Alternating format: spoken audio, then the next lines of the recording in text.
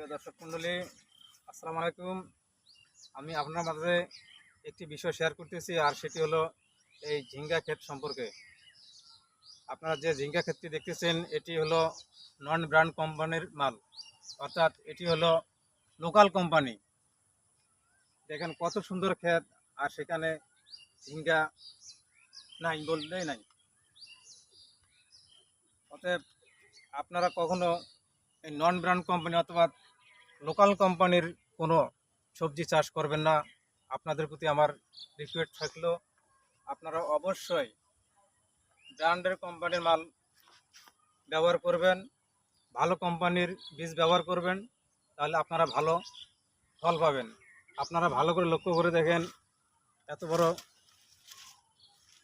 বড় একটা মাছা, এখানে কোনো দেখেন ঝিঙ্গা দেখা যাচ্ছে না, দু একটা ছাড়া আর বাকি দেখেন। এখনও এই মাছা থেকে যদি অন্য কোনো ব্র্যান্ডের মাল হতো অথবা অন্য কোনো ব্র্যান্ডের বীজ হতো, নামি দামি ব্র্যান্ডের বীজ হতো, তাহলে এই ঝিঙ্গার ক্ষেত থেকে প্রচুর ঝিঙ্গা এতদিন বাজারজাত করা যেত।